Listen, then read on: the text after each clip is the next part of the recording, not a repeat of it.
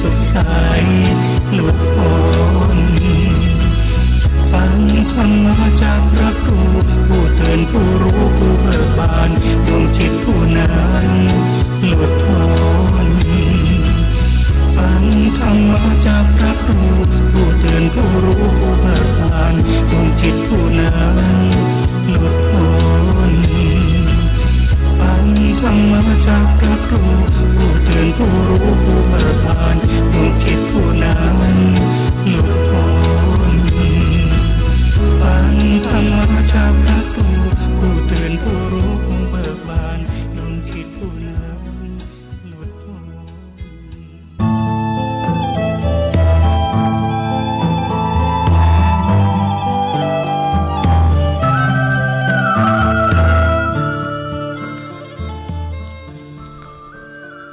ลูกเจ้าตื่นตัวเจ้าบัวกาบหันเยื่องนาพังพร้อมลูกควายบอดันหนต่างกีดกอมก้าตัวบอดอมปุ่นอายจุงเก่งเข้าไว้อย่าไปเฮือขวายต่อหน้าสบายจำไว้เน้อเจ้าจำไว้เน้อเจ้าหลับลูกเจ้ากินพักดังปลายหลับลูกควายกินพักดังเกาลูกเจ้าได้หลายลูกควายได้น้อยหลับลูกเจ้าเป็นเจ้าดังหลายหลับลูกควายปาเฮือลูกหลานเป็นหนี้เป็นค่าเน้อตื่นมาเฮียเนอลุกมาเฮียเนอลุกเนอลุกเนอลุกตื่นตื่นได้แล้วลุกได้แล้วญาติโยมดันทั้งหลายหลับลูกเจ้ากินพักดังปลายหลับลูกควายกินพักดังเก้าลูกเจ้าได้หลายลูกควายได้น้อยหลับลูกเจ้าเป็นเจ้าดังหลายหลับลูกควายปาเฮือลูกหลานเป็นหนี้เป็นค่าเน้ออรุณสวัสดิ์ธรรมะสวัสดีสวัสดียามเจ้าญาติโยมท่านทั้งหลายยินดีต้อนรับทุกท่านทุกคนเข้าสู่รุ่งอรุณวันใหม่ปะกันเจ้านี้เป็นเจ้าของวันเสาร์ที่18เดือนมิถุนายนพุทธศักราช2565วันนี้เป็นวันเดือนเก้าเหนือแฮม4 ค่ำพร่ำว่าเป็นวันเสาร์มาพบกับญาติโยมท่านทั้งหลายในรายการภาคพิเศษวันเสาร์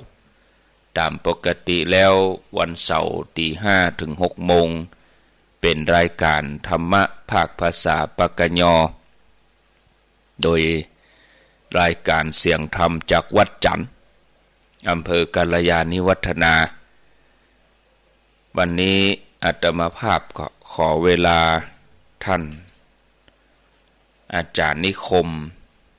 เปิ้น1 ชั่วโมง1 เจ้า1 วันเสาร์วันนี้เสาร์หน้าท่านก็มาปะญาติโยมตามปกติเหมือนเดิมโดยเฉพาะอย่างยิ่งพี่น้องศรัทธาปากยอที่รอฟังก็เสาร์หน้าท่านอาจารย์นิคมก็จะมาปะญาติโยมทั้งหลายสักเตื้อท่านก็เดินทางไกลเนาะไปทำบุญไปตามที่นั่นที่นี่บางวันก็ฝากรายการไว้บางวันอาตมาก็ขอเวลาเปิ้นสลับกันไปสลับกันมาญาติโยมทั้งหลายวันนี้มาพบกันในกรณีพิเศษเป็นวันเสาร์ตามปกติแล้วรายการอาตมานั้นในช่วงตี 5ก็จะมีวันจันทร์วันพุธวันพัดแล้วก็วันศุกร์เว้นวันการนี่เป็นท่าน สาธิตธีระปัญโยสถาบันธรรมภิวัตรอำเภอแม่เมาะจังหวัดลำปางแล้วอาตมาจะไปปะญาติโยมทั้งหลายแถมกรรมก็ช่วงมะแรงเวลาบ่าย3 โมงถึง5 โมงแรงอาตมาปะญาติโยมในวันพุธวันพัดแล้วก็วันศุกร์2 สัปดาห์ที่ผ่านมานั่นบ่ได้นั่งนั่งจ้าบ่ได้เข้ารายการให้ญาติโยมในช่วงมะแรงบ่าย3 ถึง 5 โมงก็ฝากเน้นลักพ่องท่านชัยวัฒน์หรือว่าตุลุงยองท่านก็อาพาธท่านบ่สะดวกที่จะจัดรายการก็2 ติดที่ผ่านมาอาตมาก็บ่ได้เข้ารายการท่านชัยวัฒน์ก็บ่ได้จัดญาติโยมก็ถามจะประเด็นนี้ก็เข้าสู่ภาวะปกติอาตมาภาพในช่วงเมื่อคืนก็จะเริ่มมาจ่าศรัทธาญาติโยมในวันพุธเมื่อคืนก็มีรายการวันพุธแรกของเดือนส่วนวันพุธที่2ของเดือนนั่นก็เป็นท่านเจ้าคุณสุวรรณเมธีถ้าพุธที่3ที่4ก็อาตมาภาพมาพบปะศรัทธาญาติโยมกำเดียวก็จะจัดสรรปันเวลาพอเวลาก่อนเนาะจะนิมนต์ท่านอาจารย์จำเริญสักวันวัดประทัดมนปินอย่างน้อยก็นิมนต์เปิ้นเหียสักปุดหนึ่งจัดสรรปันเวลาเพื่อเปิ้นได้มาร่วมรายการกับหมู่ครูบาอาจารย์ได้ได้ได้จากับศรัทธาญาติโยมทั้งหลายมาปะกันแล้วบางเฮือได้ขาดแคลวเสียเวลานำเสนอสาระธรรมะให้กับญาติโยมทั้งหลายวันนี้วันเสาร์หลายท่านก็ยังทำงานอยู่หลายท่านก็ถือโอกาสว่าวันเสาร์นี่เป็นวันหยุดโดยเฉพาะราชการรัฐวิสาหกิจพนักงานบางบริษัทเปิ้นก็หยุดฮื้อในวันเสาร์วันติดบางที่บางแห่งเปิ้นก็ทำงานวันเสาร์อยู่โดยเฉพาะญาติโยมเกษตรกรเกษตรกรรมทำอาชีพกสิกรรมไปตั้งตุ่งตั้งนาก็บ่มีวันหยุดญาติโยมทั้งหลายก็ทำงานกันไปครูบาอาจารย์พระสงฆ์ก็เหมือนเดียวกันบ่มีวันหยุดหรอกญาติโยมบางตนนี่ตึงแบบวันถึงแบบคืนน่ะไม่มีวันหยุดแม้กระทั่งจะนอนก็ยังคิดทำงานด้านนั้นด้านนี้แต่ละตนแต่ละองค์เปิ้นก็ทำงานหลากหลายหน้าที่ญาติโยมเองการทำงานนี่ก็สามารถปฏิบัติธรรมได้ไปพร้อมกันถ้าเฮาทำด้วยแรงจูงใจที่มันเป็นกุศลญาติโยมทั้งหลายทุกคนขณะที่เฮาตั้งใจจะทำงานก็แปลงใจเฮามันเป็นกุศลทำเพื่ออย่างเพื่อเกื้อกูลคนอื่นนอกจากเฮาจะเกื้อกูลคนอื่นแล้วการทำงานนั่นเป็นการฝึกฝนตัวเฮาทุกคนฝึกฝนตัวเองไปโดยที่มุ่งให้เฮามีความหันแก่ตัวน้อยลงลดลงให้เฮามีความอดทนนักขึ้นทำโดยมีธรรมะเข้ามากำกับเวลาเฮาจะทำงานหรือว่าเฮาไปร่วมงานกับไผคนใดตั้งใจทำด้วยความซื่อสัตย์สุจริตต่อหน้าที่รับผิดชอบต่อหน้าที่แล้วก็ตั้งใจปรารถนาดีต่อส่วนรวมอันนี้เป็นหัวใจสำคัญเมื่อเฮาถึงที่ทำงานหรือว่าก่อนที่เฮาจะเริ่มงานเฮามานั่งในรถเฮามาพิจารณาว่าวันนี้เฮาจะไปทำงานเรื่องราวต่างๆเฮาก็ละไว้ให้ก่อนอันที่มันบ่เกี่ยวข้องเฮาควรจะหาเวลาทำใจให้สงบสักกรรมขณะที่ญาติโยมกำลังจะสตาร์ทรถหรือว่าเอารถออกบ้านก็ตั้งสติให้ดีพิจารณาอยู่กับลมหายใจสักกรรมแล้วก็ตั้งสติเตือนใจตัวเองนึกถึงธรรมะที่เราต้องการน้อมนำมาปฏิบัติเพื่อ ย้ำเตือนตัวเองว่าเฮาจะทำงานด้วยความเพียรตอบแทนกล้าจ้างเจ้านายอย่างเต็มที่บ่ฮือองค์กรบ่ฮือบริษัทเสียหายถึงจะมีอุปสรรคปัญหามากมายเท่าใด เฮาก็บ่ย่อท้อต่ออุปสรรคปัญหานั้นๆแถมอย่างหนึ่งเฮาเองก็จะต้องเปิดใจรับฟังคำวิจารณ์คำติคำเตือนแล้วก็ต้องยอมรับความหันต่างจากคนอื่นเสร็จเรียบร้อยแล้วก็ตั้งใจให้มันมั่นคือว่าหมายความว่าเฮาจะต้องตั้งใจอย่างเต้กรรมอธิษฐานศรัทธาญาติโยมคำว่าอธิษฐานนี่บ่ได้แปลว่าขอจากสิ่งศักดิ์สิทธิ์อย่างเดียวอย่างที่เฮาเข้าใจการทำงานเริ่มต้นด้วยการอธิษฐานในความหมายที่จะอู้นี้คือการเตือนตัวเก่าเตือนตัวเก่าบ่ฮืออารมณ์บุญอารมณ์เน่าอารมณ์ที่มันบ่ดีเข้ามารบกวนจิตใจเฮาทำให้จิตใจเฮาขุ่นมัวแน่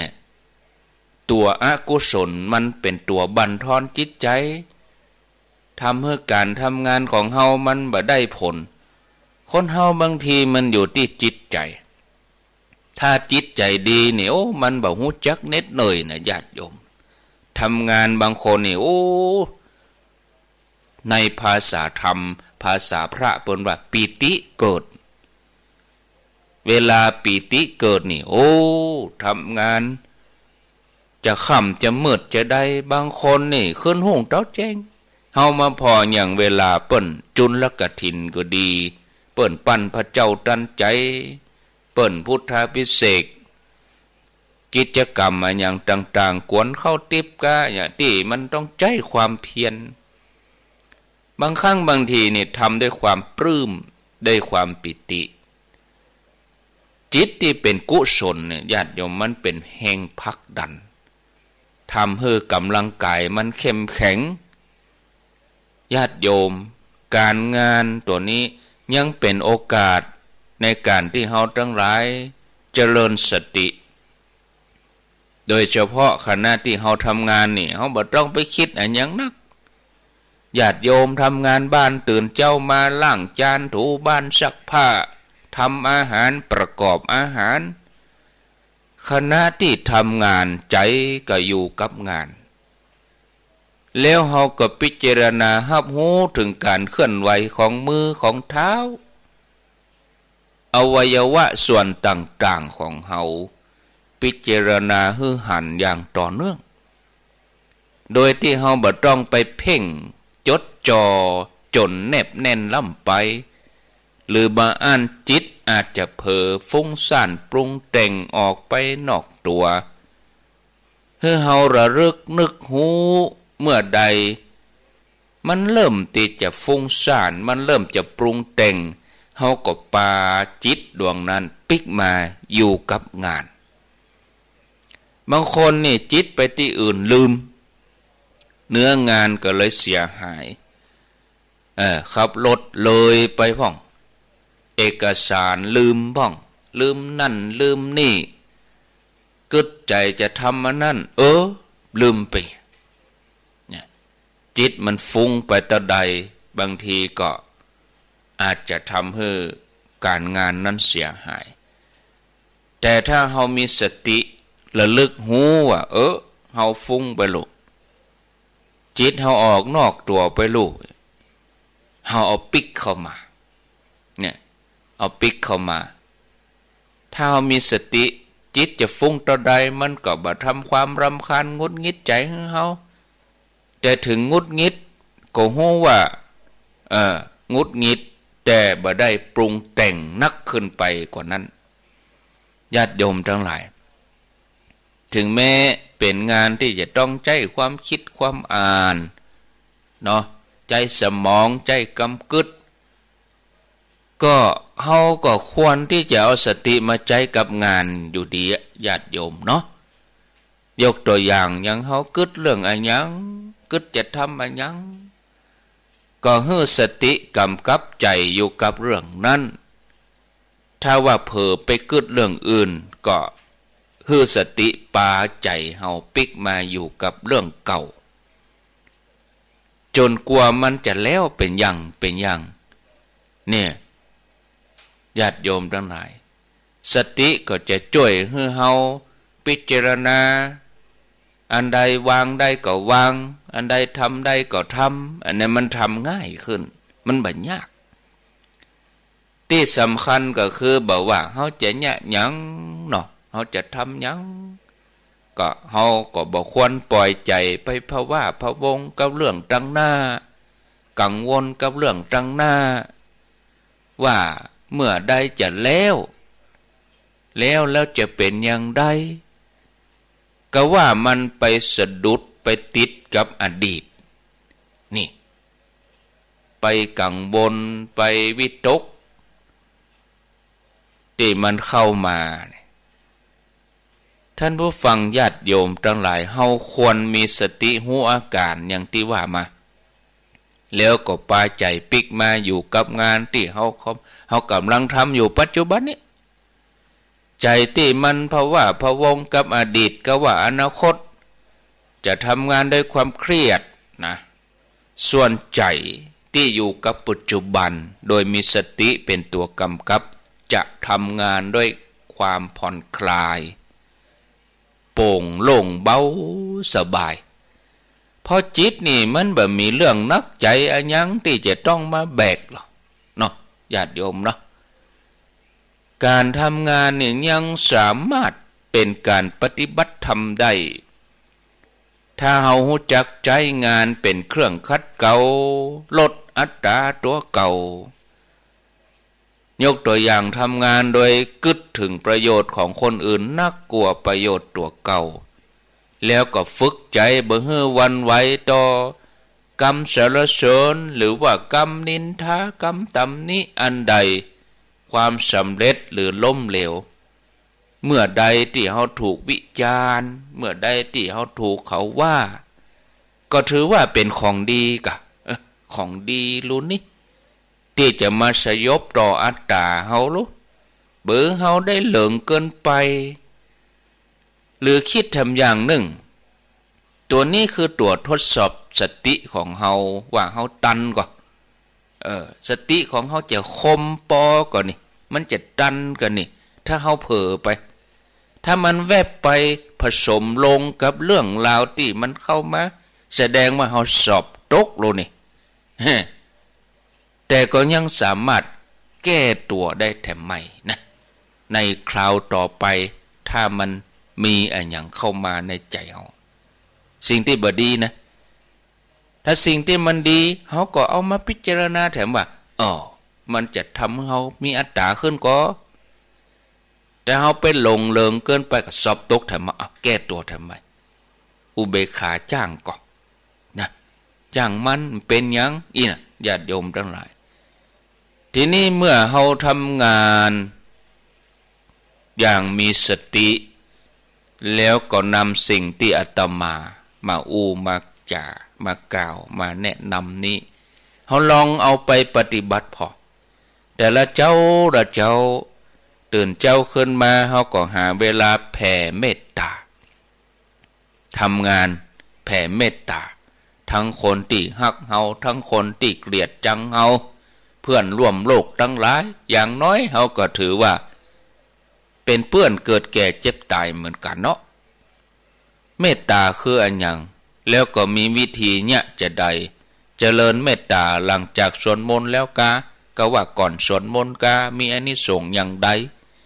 หลายท่านก็สงสัยในใจท่านผู้ฟังญาติโยมสำหรับเรื่องของการแผ่เมตตานั้นกึดง่ายๆอย่างเหมือนญาติโยมเขาฟังรายการธรรมะนี่ฟังรายการทางวิทยุฟังทางอินเทอร์เน็ตทางเฟซบุ๊กออนไลน์ครูบาอาจารย์สวดมนต์ไปก็คือธรรมะไปก็แผ่ไปถึงญาติโยมกู้หลังหอหลังเฮือนทุกท่านทุกคน เปิดจิตหับพลังแห่งเมตตาตัวนี้นี่ท่านผู้ฟังญาติโยมสำหรับเรื่องของเมตตานั้นรู้สึกว่าในปัจจุบันนี่ได้รับการสนใจแล้วก็มีการเรียกร้องถึงการแสดงออกกันนักการที่มีผู้ถามปัญหาว่าจะเนี่ยจะใดเจริญเมตตาเนี่ยเจริญจะใดมีอานิสงส์จะใดท่านผู้ฟังญาติโยมส่วนมากเฮาอู้ถึงเรื่องเมตตากันนักก็เลยกลายเป็นกรรมไทยที่บ่ต้องแปลแต่ถ้าเฮาพิจารณาถึงความหมาย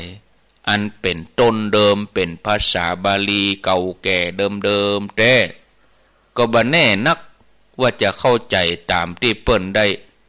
แต้มได้เขียนที่เปิ้นกำหนดไว้ก่อฉะนั้นญาติโยมเจ้านี้ก็เลยถือโอกาส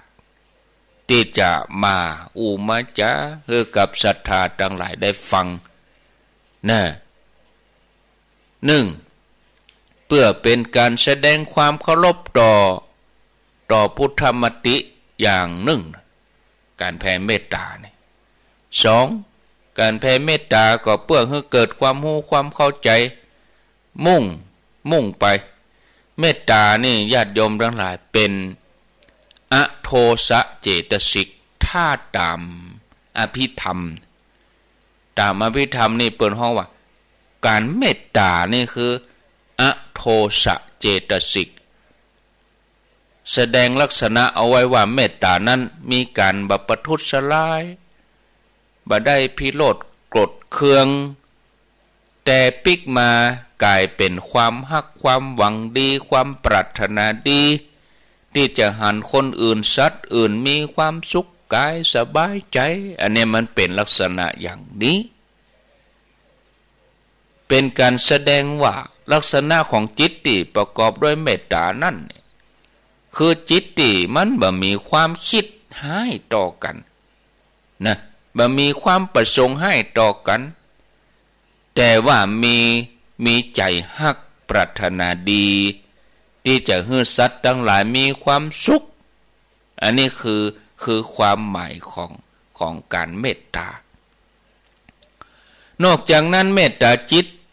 เกิดขึ้นแก่บุคคลใดแล้วย่อมสามารถกำจัดความอาฆาตพยาบาทความห้อนอกห้อนใจความเกลียดความโกรธความบ่พอใจอันใดที่ครอบงำใจเฮาก็ให้มันออกไปอย่างเฮา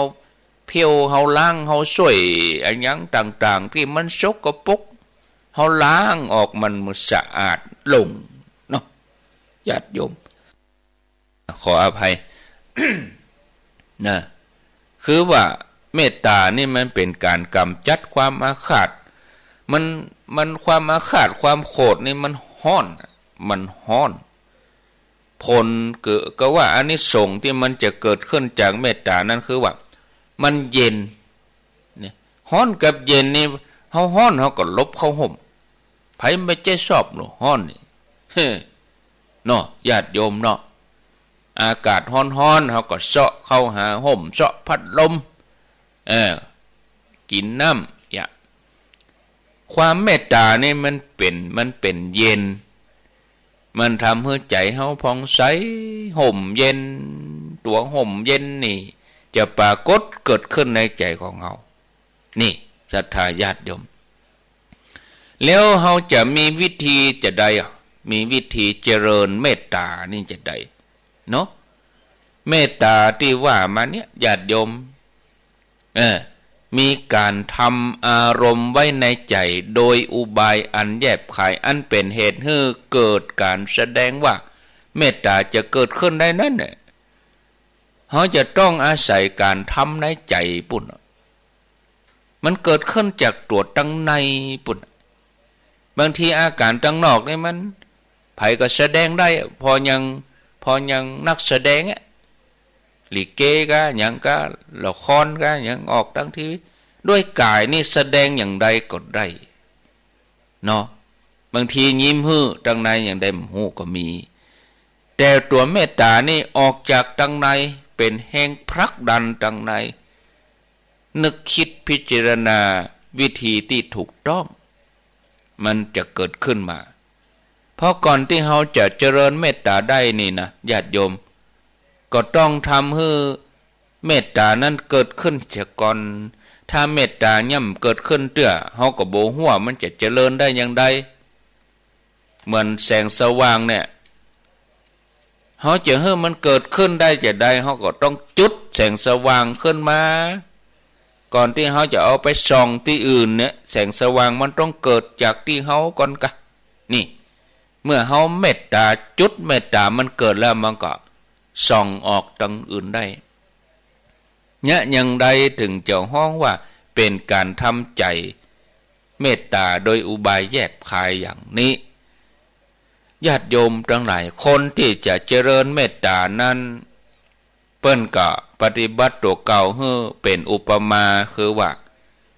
สร้างความรู้สึกให้เกิดขึ้นว่าคนเฮากูคนที่เกิดมาบนโลกนี้มีความต้องการที่เหมือนกันอย่างหนึ่งก็คือความฮักความสงบสุขคืออู้ง่ายๆก็คือคนเฮากูคนที่เกิดมาบนโลกนี้แม้กระทั่งสัตว์เองก็เหมือนกันไม่ใช่กับคนสิ่งมีชีวิตทุกชนิดฮักสุขเกลียดทุกข์มันก็หล่นเข้าหาสุขมันก็บ่ชอบความทุกข์เหมือนกันนะขอโทษนะอย่างแมวอย่างหมานี่ไผลองรังแกมันน่ะมันเป็นทุกข์หรออยู่กับคนนี้มันทุกข์เจ้ามาก็บุบก็ตีบ่ได้กินดีมันก็ต้องหาความสุขมันก็ต้องไปซ่อหาที่อยู่ใหม่คนเฮาก็เหมือนกันไผก็จังมันไม่ใช่ชอบความทุกข์ไปที่ไหนมันทุกข์มันก็ต้องซ่อหาความสุขนะแต่ความสุขในที่นี้ต้องเป็นความสุขในฝ่ายกุศลไม่ใช่ฝ่ายอกุศลถ้าเป็นความสุขฝ่ายอกุศลแทนที่มันจะพ้นทุกข์มันไปแท่งเลยมันไปแท่งทุกข์เฉยเลยเพิ่มทุกข์เข้ามาแถมหลายเท่านี่ญาติโยมอันนี้เป็นความต้องการที่ฮ้องว่าเป็นความต้องการพื้นฐานของคนบอกว่าคนว่าสัตว์ฮักสุขเกลียดทุกข์เนี่ยเป็นความต้องการเหมือนกันหมดเนาะจากนั้นเปิ้นก็เลยสอนให้สร้างความรู้สึกนี่ขึ้นมาเนี่ยความรู้สึกว่าเฮาฮักสุขเฮาเกลียดทุกข์ฉันใดคนอื่นเปิ้นก็ฮักสุขเกลียดทุกข์เหมือนกันเนี่ยจะได้เฮาบ่ทำเมื่อเขาเกิดความทุกข์เฮาก็ต้องทำตัวเองก่อนนะบางครั้งบางทีคนเฮามันบ่ได้โทษตัวเก่าเมาไปโทษคนอื่นคนนั่นอย่างอันคนนี้อย่างนี้บ่ได้ดูตัวเองบ่ได้โทษตัวเองมัวแต่โทษคนอื่นเนี่ยญาติโยมทั้งหลายทีนี้ถ้าเฮาพิจารณาตัวเองอย่างนี้เฮาก็จะเข้าใจง่ายคือเอาใจเปิ้นมาใส่ใจตัวน่ะจะแยะหยังทำหยังโดยกายวาจาใจก็กึดหือหนักกึดหือลึกกว่านี้จะไปกึดตื่นกึดไก่จะไปกึดสั้นกึดเหงาโดยสรุปก็คือเอาใจเปิ้นมาใส่ใจตัวนั่นเองนะญาติโยมทั้งหลายเปิ้นสอนให้เฮาทำความรู้สึกที่ต้องการจะหันตัวเก่ามีความสุขเมื่อตัวเองต้องการมีความสุขเฮาต้องการทุกข์เป็นเบื้องต้นตัวนี้ก็จะต้องขยายออกไปละเฮามีความรู้สึกอย่างนี้เนาะเฮาก็ต้องขยายความรู้สึกนี้ออกไปสู่คนที่เฮาฮักเคารพนับถือเฮาเปิ้นมีความสุขเฮาเปิ้นได้พ้นจากทุกข์เฮาหวังจะได้ก็เฮาเปิ้นได้เหมือนอย่างเฮาเมื่อเฮาหันเปิ้นมีความสุขเฮาก็สุขด้วยเสมือนกับแม่พ่อที่มอบของมอบครัวให้ลูกหันลูกชอบใจพ่อแม่ก็มีความสุขไปด้วยนี่ท่านผู้ฟังญาติโยมนะต่อจากนั้นก็ให้สร้างความรู้สึกอันเนี้ยไปถึงคนที่เฮาคุ้นเคยเพื่อนร่วมงานญาติสนิทมิตรสหายเนาะการแผ่เมตตาในลักษณะนี้นี่ญาติโยมเปิ้นว่าเป็นการแผ่เมตตาโดยเจาะจงห้องว่าโอทิสะภารณาโอทิสะภารณา เมื่อเฮามีใจแก้วกล้าแข็งแกร่งดีปอคือความรู้สึกที่จะหันญาติพี่น้องมีความสุขคนอื่นมีความสุขญาติโยมประชาชนมีความสุขพ้นจากทุกข์โดยจริงใจโดยใจจริงเปิ้นก็เพื่อสร้างความสุขนั้นคือปรารถนาที่จะหันผู้อื่นสัตว์อื่นมีความสุขไปถึงคนที่บ่ฮักบ่ชอบกัน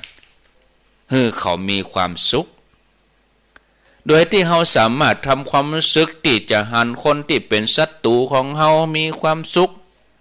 นี่จะหันได้ว่าถ้าบ่เป็นเนี่ยอันน่ะมันก็จะยากอยู่นะเพราะคนเฮานี่มันจังอาฆาตพยาบาทต่อคนที่เป็นศัตรูกันกับตัวเก่าก็จะมีความสุขทำนองที่ขอให้ได้หันศัตรูมีความพินาศเสียหายไปเอกะจะมาปรารถนาให้ศัตรูมีความสุขนี่มันมีแต่ถ้าเราทำใจได้อย่างนี้นะโอ้ประเสริฐยิ่งดีเพราะใจเขาสูงแล้วเขาถ้าเขาทำอันอย่างเขาตุกเขาจะไปเกือกกลัวเขายกใจของเขาสูงกว่าเขาหลายเท่านี่ญาติโยมทั้งหลายฉะนั้นการที่ภัยก็ตามสามารถแผ่เมตตาไปถึงคนที่เป็นศัตรูของตัวเขาได้ก็ได้ชื่อว่าเขาสามารถใช้เมตตาไปกำจัดความอาฆาตพยาบาทออกไปได้ก็เลยนับว่าเป็นเมตตาอย่างแท้จริงเมื่อเราสามารถแผ่เมตตาไปถึงคนใดที่ว่ามาแล้วก็บ่ควรที่จะหยุดความรู้สึกอันนั้นไว้ให้เราสร้างความรู้สึกอันนั้นให้แผ่กว้างออกไปนะโดยที่เราปรารถนาที่จะหันคนทั้งหลายสรรพสัตว์ทั้งหลายน้อยใหญ่อันเป็นเพื่อนร่วมเกิดแก่เจ็บตายเดียวกันกับเฮาให้มีความสุขกายสบายใจเหมือนอย่างกับเฮาเพราะว่ากันตามหลักความเป็นจริงแล้วนี่นะญาติโยมคนเฮากูคนที่เกิดมาในโลกแกนนี่โลกกลมๆนี่บ่ว่าจะเป็นไผก็ตามย่อมมีชะตากรรมร่วมกันเนอะเฮานี่ชะตากรรมร่วมกันนะเฮามีชะตากรรมร่วมกันนะคือเกิดมาแล้วก็แก่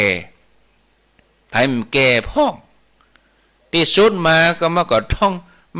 องร่วมชะตากรรมนะเกิดมามันก็ต้องแก่เมื่อแก่แล้วที่สุดมาก็ต้องตายจากกันหมดเป็นจุบเนอะศรัทธาญาติโยมเหมือนนอเหมือนเฮ็ดมันก็เสี่ยงไปเป็นจุ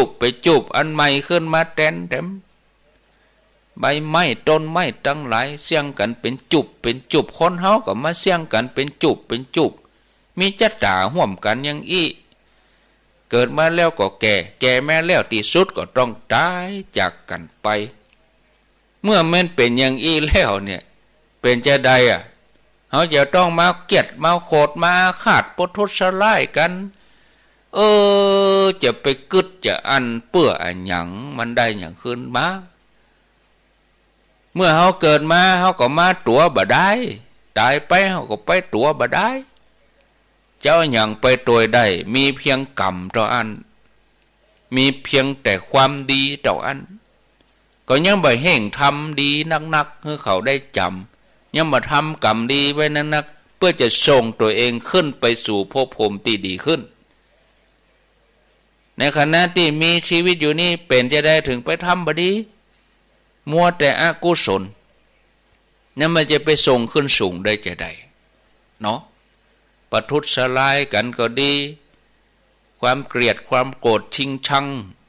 แก่งแย่งชิงดีชิงเด่นตัวนี้ล้วนแต่เป็นอกุศลทั้งนั้นก็เลยมีความจำเป็นอันใดที่เขาจะเก็บไว้ในใจของเขา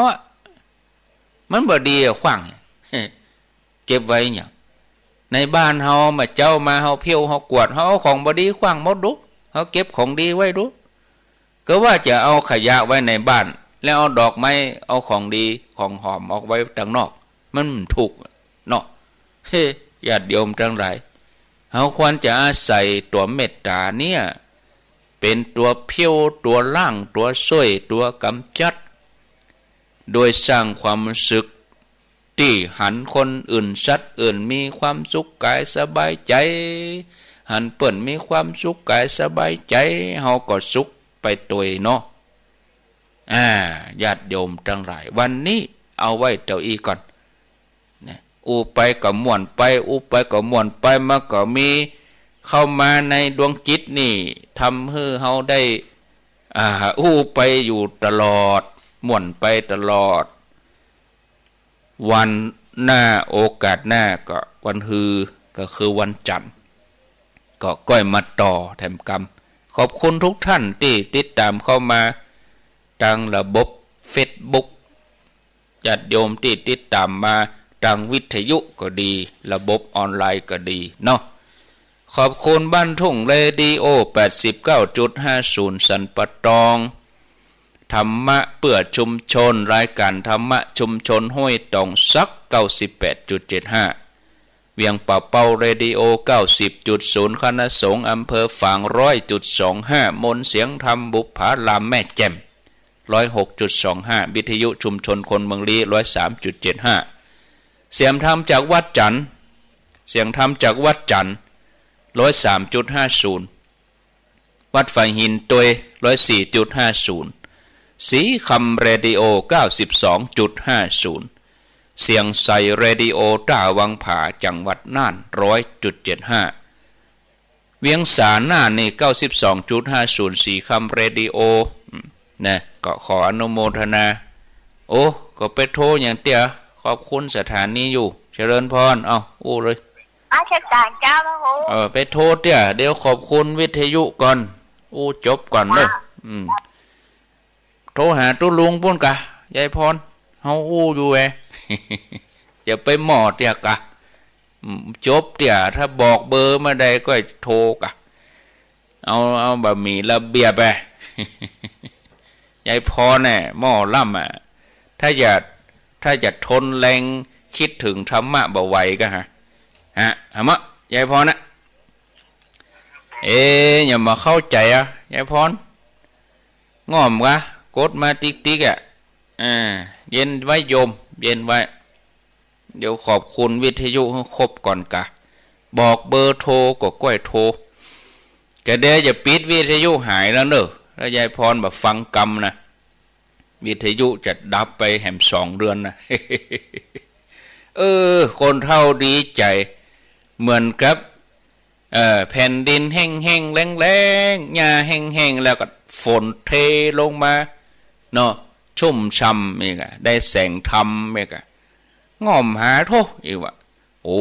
เปิงดีง่อมกะ20 วันเพื่อจะได้เดือนเนาะ104นี่โอ้อินดูคนเท่าดีแล้วนึเปิ้นได้ยินตั้งแต่วันที่16มาแล้วคือตะวาดีตะวาเนอะสถานี104ดีตะวาขอบคุณยายพรก็ถ้าจะเต้งโทรมาบอกว่าได้ยินแล้วอีกเนาะขอบคุณเนอะก็เดี๋ยวก็โทรมาเนาะเฮาถึงได้อยู่ด้วยกันไปน่ะสถานีดีแล้วก็ถึงได้โทรอยู่เปิ้นดีใจนะเพิ่นใครโทรมาบอกก็เดี๋ยวก่อนขอบคุณวิทยุก่อนทุกไหนแล้วนี่ลุยายพรนะลุตึกตีวิทยุเสียงใสเรดิโอ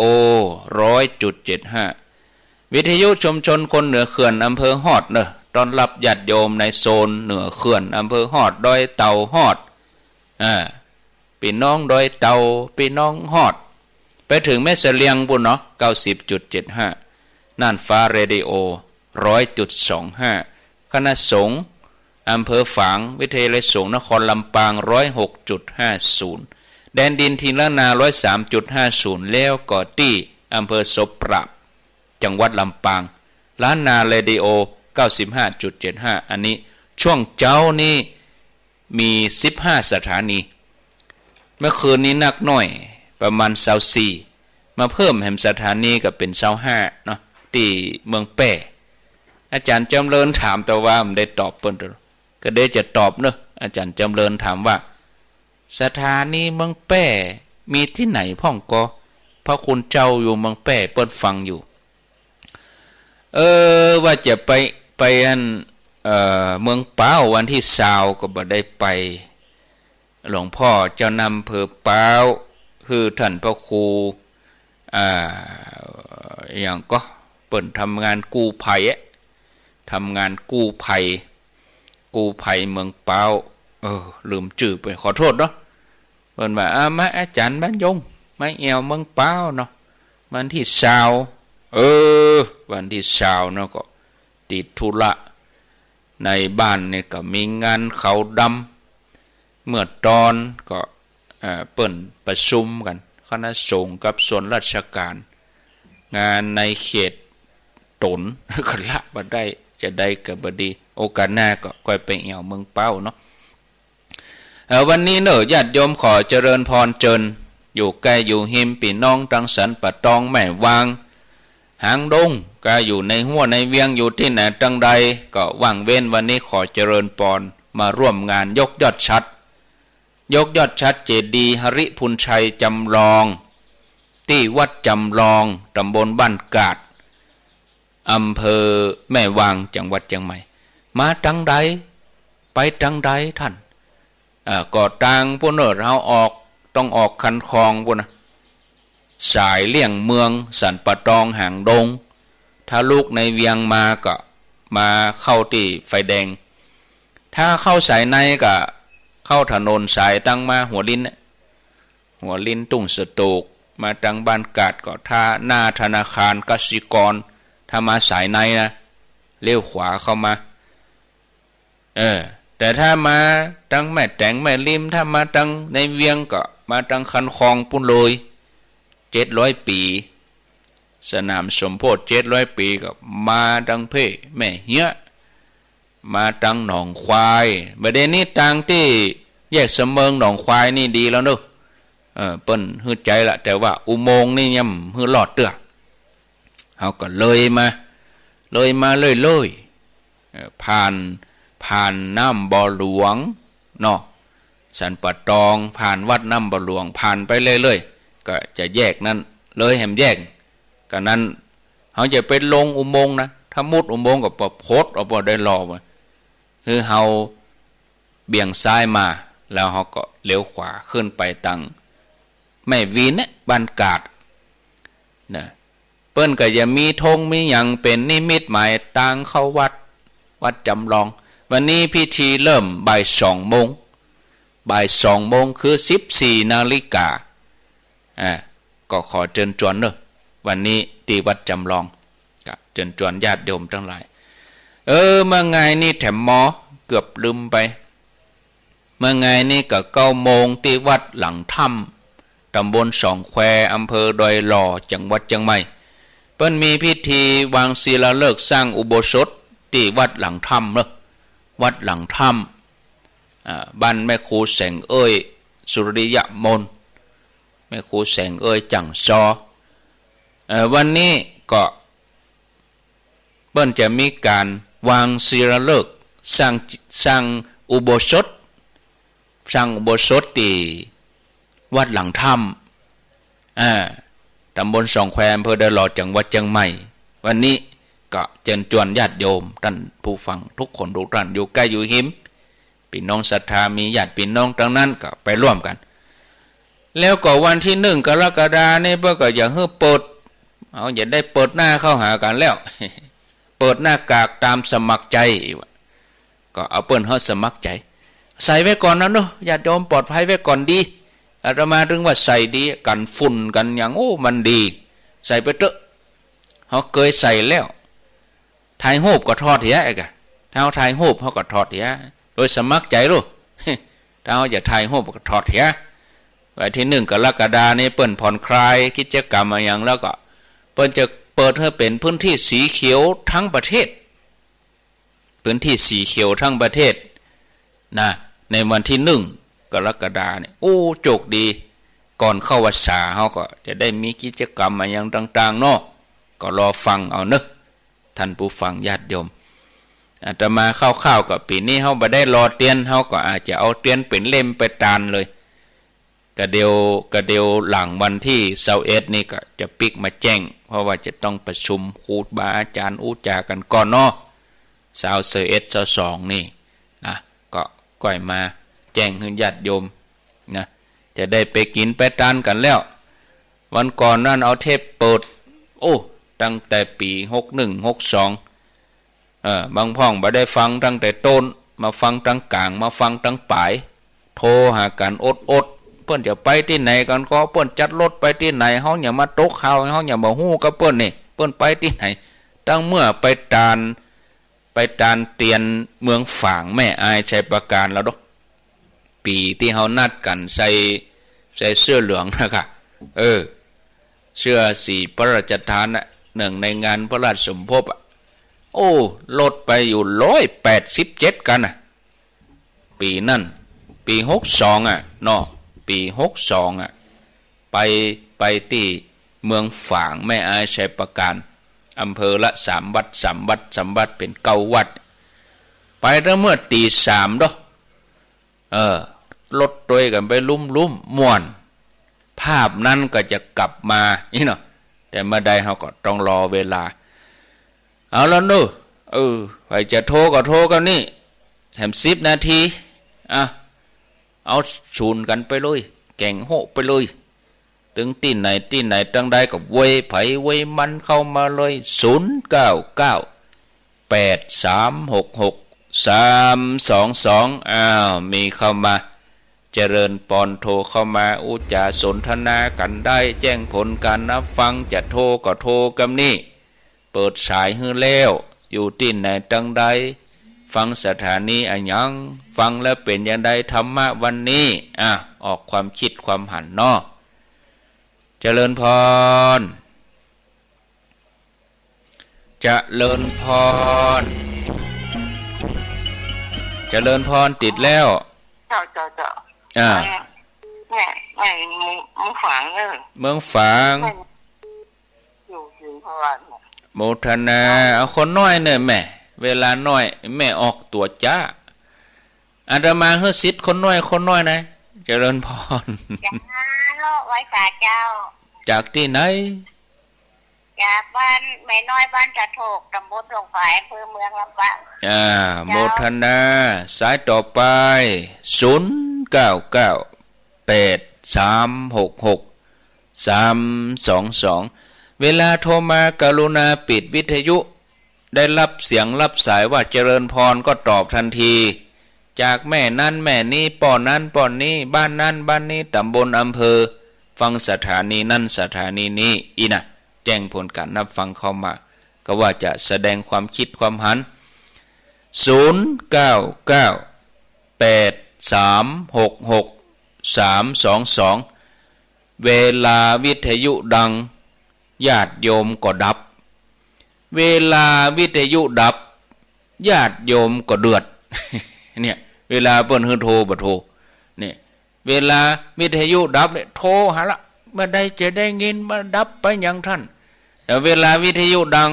โทรหาตนนั้นตนนี้โทรให้กำลังใจเพิ่นดักแสบปิดสักปีบ่ปิดตึงหมดนะ ก็เดือดตึงเมืองเนาะ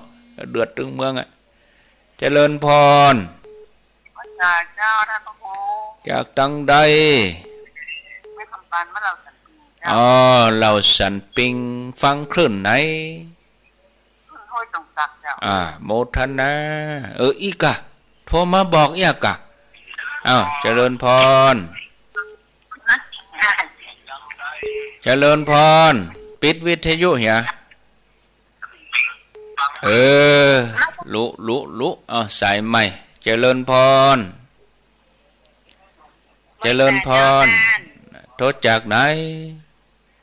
อันนี้จากดอยเต่าจ้าดอยเต่าโอ้บ้านหยังดอยเต่าบ้านหยังบ้านแปงสองจ้าแปงสองฟังคลื่นเหนือเขื่อนกะฟังคลื่นลีเจ้าโอ้ลีเมืองลีสัตุแต่อีกก่อนเวลาน้อยคนน้อยจะไปฟังว่าอาตมาตัดบทนะเวลามันน้อยนะสายมันโยนกันเจริญพรเจ้ากับไว้สาเจ้าโท ต้องไฟด้วยเดนเจ้า ต้องไฟด้วยแดนอีกา เจ้า โทรมาบอกพ่อง ตลอดเนอะเจ้า สาธุเนอ เจ้าเป็นกำลังใจเจ้า อีกาโทรมาบอกพ่องอยู่ที่ไหนจังใดไก่ใกล้อย่างใดเจริญพร นักการเจ้าอยู่ไงบ้านอุโมงค์หรือปูน อุโมงค์หรือปูนฟังคลื่นไหน 104เจ้า 104ได้ยินดีกว่าปกติเก่าก่อนก็ว่าเต่าเก่าแม่ ชัดเจนดีเจ้า ชัดเจนดีขึ้นเนาะโมทนา ดี สา ใจ ธุ เจ้าได้ฟังเจ้า ฟังไปมันผูกก็มาแถมเจริญพร นักการเจ้า โอ้เลยจะไปเมาจ้ายายพร คิดอย่ามานี่จับเลยว่ะ ก็บ้าบักกะเข้าใจฟังชัดกว่าเก่าก็ ฟังถึงวันแล้ว โมทนาเนอ แล้วมัน เดี๋ยวคนหน่อย